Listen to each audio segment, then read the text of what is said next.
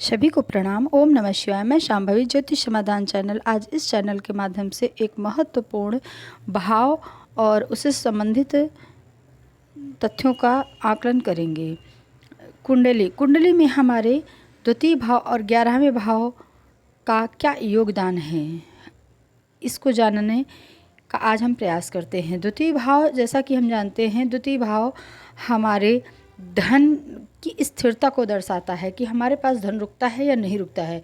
और 11वां भाव हमारा धन किस प्रकार से आएगा, हमारे धन आने के क्या क्या स्रोत हैं, हमारा धन कैसा है, सात्विक है या अनैतिक है, इन सब चीज़ों को आकलन 11वें भाव से करते हैं। तो आइए जानते हैं कि इनका आकलन कैसे होगा और भी कुछ धन से संबंधित टिप्स आज आपको इस माध्यम से बताएंगे। इससे पहले हम आपको धन से संबंधित कुछ उपाय और कुछ टोटके बताएं। आप हमारे चैनल को, हमारी वीडियो को लाइक कर दीजिए, शेयर कर दीजिए फैमिली फ्रेंड के साथ। और अगर चैनल पर आप पहली बार आए हैं, अगर आपकी मेरी वीडियो आपको अच्छी लगे तो सब्सक्राइब करके बेल बटन को प्रेस कर दीजिए। इससे ये होगा इस चैनल पर अपलोड होने वाली नई वीडियो, उसकी नोटिफिकेशन आपको सही समय पर प्राप्त हो जाएगी। अब आइए आते हैं अपने विषय पर। आज इस बदलती दुनिया में धन की आवश्यकता हर व्यक्ति को है। जो धनवान है वही बलवान है, यह सत्य है, इसे मिथ्या नहीं कहा जा सकता है। तो आइए देखते हैं धनेश को स्ट्रॉन्ग करने के कुछ टिप्स। पैसा कैसे आए यह तो लाभ स्थान बताए, लेकिन धन कैसे टिके यह धन स्थान बताए। पैसा टिके इसके लिए कुछ छोटी सी ज्योतिष की टिप्स है, आजमाई है और परखी हुई है। आप अवश्य इसको अपने अनुभव में लाएं। आप खूब कमाई करते हो पर बैंक बैलेंस बढ़ता नहीं, धन टिकता नहीं, तो समझो धनेश खराब है। कई बार कुंडली में धनेश की स्थिति भी ऐसी होती है कि चाहकर भी आप उपाय नहीं कर पाते हो, लेकिन कुछ सामान्य टिप्स है जिनसे कुछ परिवर्तन किया जा सकता है। देखिए, हमारी कुंडली में द्वितीय भाव और 11वां भाव, द्वितीय भाव शुक्र वृष राशि बनती है और 11वां भाव कुंभ राशि बनती है। तो अगर हम काल पुरुष की पत्रिका से देखें, काल पुरुष की कुंडली से देखें, तो हमें ये दिखता है कि शुक्र और शनि के हाथ में धन का पूरा लेखा जोखा है। तो अगर शनि और शुक्र के हाथ में, तो हमारी कुंडली में ये देखते हैं कि शुक्र की क्या स्थिति है और शनि की क्या स्थिति है। सबसे पहले इन दोनों चीज़ों का आकलन करना चाहिए। देखिए, धन के लिए हमेशा हमें लोग बताते हैं, बहुत सारे ज्योतिषी, बहुत सारे पंडित लोग बताते हैं कि धन की अगर हमें समस्या है तो शनिवार के दिन पीपल में मीठा जल अवश्य चढ़ाएं, बृहस्पतिवार को भी चढ़ाएं, क्योंकि विष्णु भगवान का भी वास होता है और उसमें शनिदेव का भी वास माना जाता है और लक्ष्मी का वास तो पूर्णतः होता है। इसलिए पीपल में अगर धन संबंधी किसी भी तरह की कोई परेशानी है आपको, तो पीपल की सेवा अवश्य करें, किसी भी प्रकार से करें। आप दीपक जलाएं, मीठा जल अर्पित करें, जाकर प्रदक्षिणा करें और वहाँ पर हनुमान चालीसा पढ़ें, मृत्युंजय जाप करें, लक्ष्मी मंत्र को पढ़ें, वगैरह वगैरह। आप कुछ भी कर सकते हैं। दूसरी बात है द्वितीय भाव। तो कहते हैं अगर हमारे घर में किसी भी औरत का आगमन होता है, यदि शुक्रवार को किसी भी औरत का शाम के समय आगमन हो जाए और तो उसको जो है मीठा और जल अवश्य देना चाहिए, क्योंकि ये सौभाग्य का सूचक है। उस समय लक्ष्मी आई है हमारे घर में।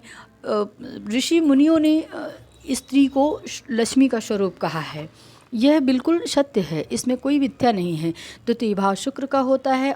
इससे आप अपने घर में जितना स्त्रियों का सम्मान करेंगे, आप अपने घर में जितना स्त्रियों के लिए हर सुख दुख बांटेंगे, तो ये समझ लीजिए कि आपकी लक्ष्मी स्थिर बनी रहेगी। द्वितीय भाव से हम लक्ष्मी को देखते हैं, हमारा धन रुकता है या नहीं रुकता है। तो हमारे घर में आप ये देखिए, सबसे पहले हमारे घर में स्त्रियों की स्थिति क्या है। अगर आपके घर में स्त्रियां खुशहाल रहती हैं, स्त्रियां प्रसन्न हैं, स्त्रियां आप लोगों से संतुष्ट हैं, तो ये निश्चित है कि आपके घर में धन की वृद्धि अवश्य होगी। अगर आप स्त्रियों को 200 रुपये देते हैं तो उसका 250 आपको मिलेगा। इसमें किसी तरह का कोई संशय नहीं है। इसलिए समय समय पर आप प्रसन्न होकर के, अत्यंत खुशी से, क्योंकि बहुत बड़ा योगदान होता है हमारे घर में स्त्रियों का, इसलिए आकर के आप उन्हें कुछ अवश्य धन दिया करिए।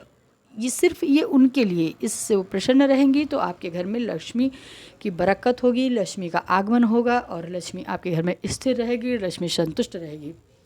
दूसरी बात विशेष ध्यान देने वाली ये है कि हमारे घर की साफ़ सफाई कैसी है, इसका भी विशेष ध्यान देना चाहिए। स्वच्छता का विशेष ध्यान दें। हमारे आसपास, हमारे अगल बगल, हमारे घर का माहौल में हर चीज़ सुव्यवस्थित हो, सही ढंग से रखी हो, हर साफ़ सुथरा हो, किसी प्रकार की कोई गंदगी न हो। यह भी धन आने का बहुत महत्वपूर्ण विषय है। तो घर की सुरक्षा करें, घर को स्वच्छ रखें, घर को सुंदर बनाए रखें, इससे आपका भी मन प्रसन्न रहेगा और माँ लक्ष्मी की स्थिरता बनेगी। अब आइए देखते हैं धन संबंधित ज्योतिषी टिप्स। धन का भाव दूसरा है।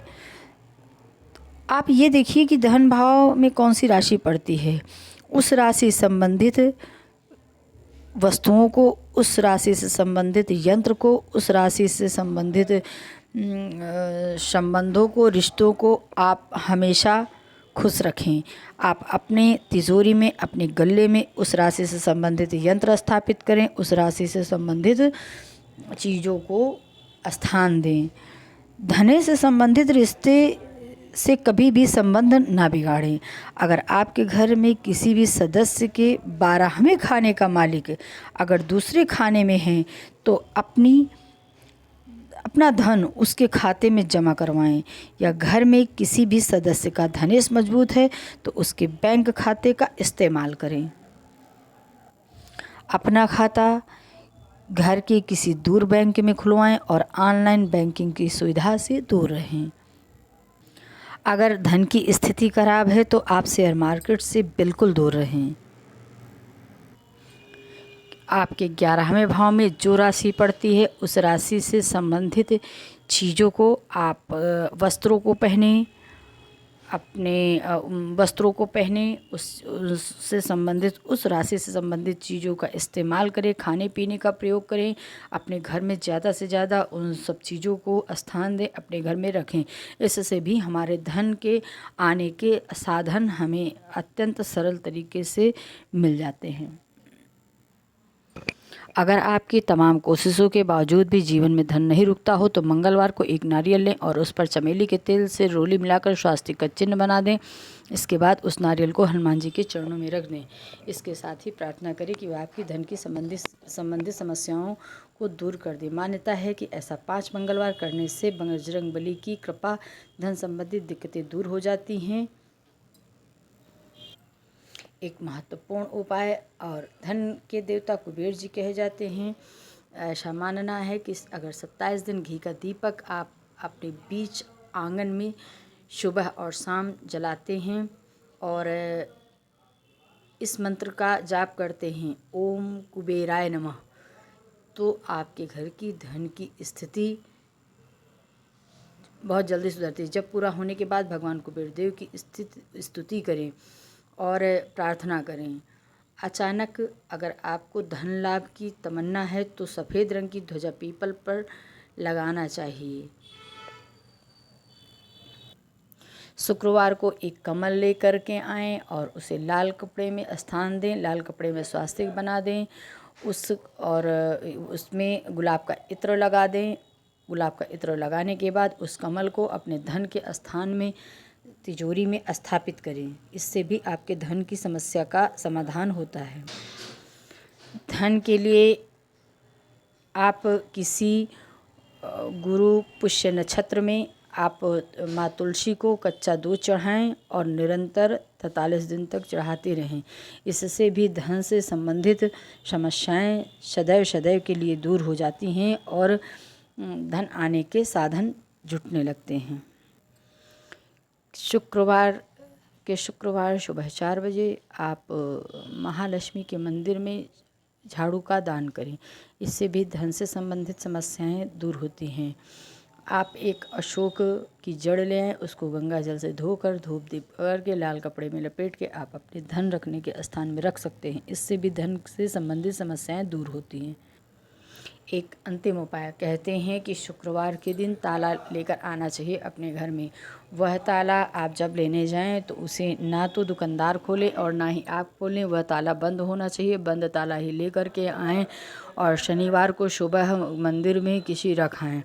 रखने के बाद आप अपने घर वापस आ जाएं। जैसे ही वो ताला मंदिर पुजारी खोलेंगे वैसे आपकी किस्मत खुल जाएगी। यह बहुत अचूक उपाय है। आज इतने सारे उपाय बताए, ज्योतिषी हैं और सटीक हैं, अनुभव में आए हुए हैं। बस आपकी श्रद्धा की ज़रूरत है। यदि आप श्रद्धा और भक्ति से और संपूर्ण समर्पण से अगर इन उपायों को करते हैं तो निश्चित आपकी ज़िंदगी में आने वाली समस्त बाधाएं शांत होंगी और आपके धन आने के रास्ते जल्द से जल्द खुलेंगे। धन्यवाद अभी तक का वीडियो सुनने के लिए। अगर आपको किसी तरह का कोई प्रश्न करना है तो आप कमेंट बॉक्स में लिख सकते हैं, जिससे मुझे ये अंदाज़ा लगे कि आप लोगों को कहाँ पर क्या नहीं समझ में आता है। अभी तक का वीडियो सुनने के लिए आप सभी का धन्यवाद। हमारे चैनल को लाइक और सब्सक्राइब करें, इससे आपको और भी अच्छी अच्छी वीडियो मिलती रहेंगी। मैं शांभवी ज्योतिष समाधान चैनल।